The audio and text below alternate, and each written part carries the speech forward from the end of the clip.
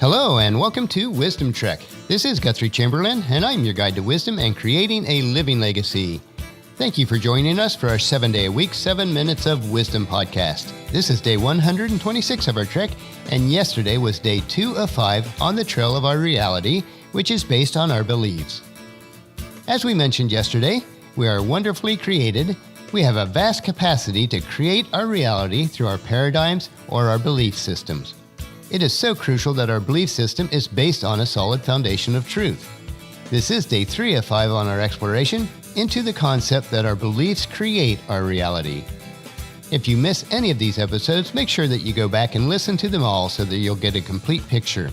And as we share this time together on our daily trek, if you have any of your own observations, comments, or questions, please share them on the comment section of the daily journal page at wisdom-trek.com.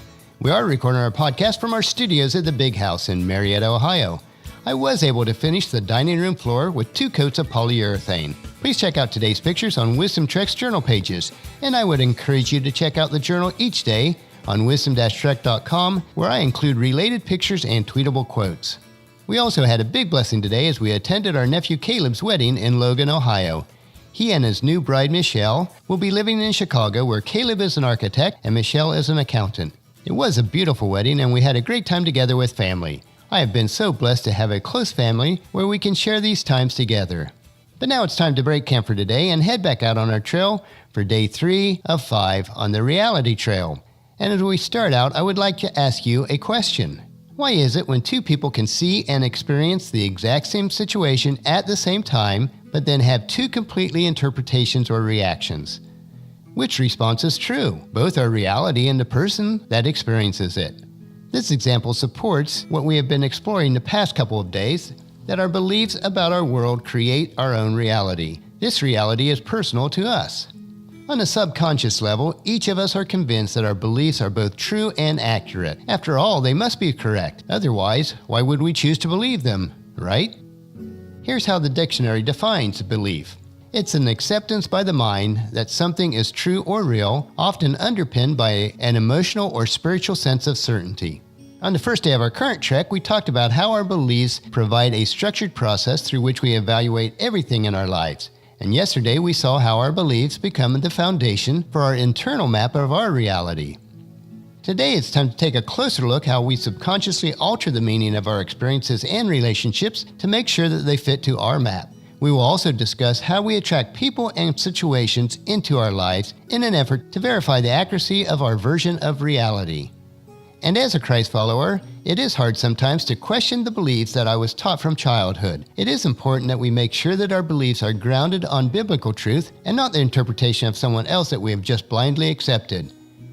If you are also a Christ follower, I would encourage you to adopt the practices of the Church of Berea as written in Acts chapter 17, verse 11.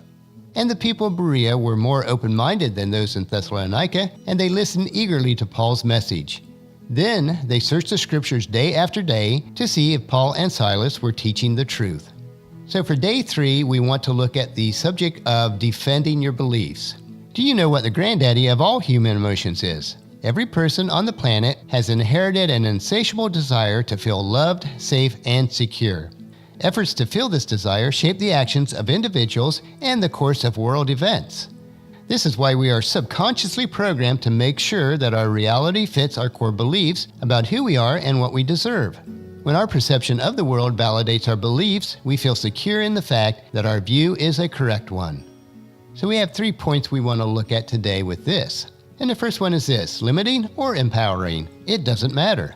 As odd as it might seem, you work just as hard to validate your limiting beliefs as you do your empowering ones. Why would you do this?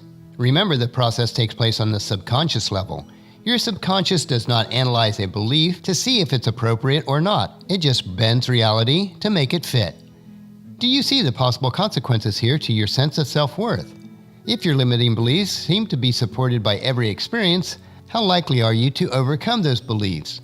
All the logic in the world is no match for real-world validation provided by your version of reality. And the second point is, there are 3 ways that we bend reality. Let's consider the 3 primary ways that your subconscious adjusts to how you experience life so that those experiences conform to your map of reality. The first point here is attraction. You will attract or be attracted to people who confirm your beliefs. This is why some people experience one bad relationship after another. They continue to be attracted to people who affirm their limiting beliefs about themselves. Something deep inside them believes that they don't deserve to have a happy, meaningful relationship. This same something is irresistibly attracted to and attracts the very persons who will validate their perceived worthlessness. The second point, interpretation. We already talked about how our internal map of reality is based on how we interpret the events and situations in your life. If your map says that life is wonderful, then your interpretations and your map are empowering. What if your map says that everyone is out to take advantage of you? Then you will misinterpret the events in your life to fit your map. Perhaps you will take a neutral experience and put a negative spin on them. You may read negative messages into harmless conversations or unkind motives into a meaningless glance. If you are convinced or believe on a subconscious level that people are out to get you, then you will find ample evidence that the world around you to confirm that belief.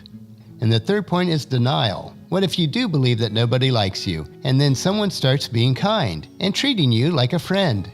Wouldn't that convince you that your belief is wrong? Yes, on a logical level it would, but beliefs are usually immune to logic. So how might you respond to this friendly input that doesn't fit into your nobody likes me map? In a word, denial. You would simply respond in a way that corresponds to your negative beliefs about yourself. Can you see where this is headed? If you ignore their attempts at friendship and treat them as someone who's out to get you, what will they finally do? Eventually, they will begin to act in a way that conforms to your limiting beliefs, providing validation for your map. And our third major point here is, how do we change your limiting map? As you can see, if your internal map of reality is built on limiting beliefs, life becomes one great big negative reinforcement loop. So the question remains, how do you create a new map that serves you? The bottom line is this: when you change your beliefs, you change your map. Building your internal empowering beliefs will transform the way you experience your life. And tomorrow we will explore how to upgrade your beliefs. The question that I would like to leave with you today is, what kind of beliefs is your map based on? This was our third day on the Trail of Reality. And if you would like to add to the discussion or have questions, please leave them in the comment section of today's journal.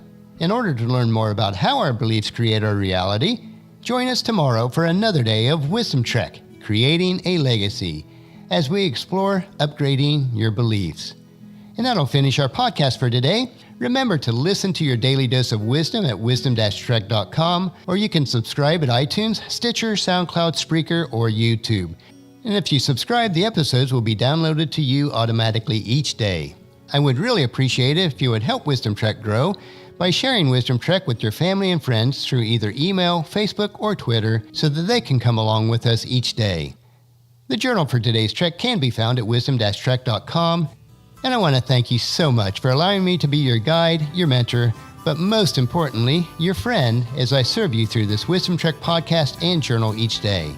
And as we take this trek together, let us always live abundantly or fully, love unconditionally, listen intentionally, learn continuously, lend to others generously, lead with integrity, and leave a living legacy each day. This is Guthrie Chamberlain reminding you to keep moving forward, enjoy your journey, and then create a great day every day. See you tomorrow.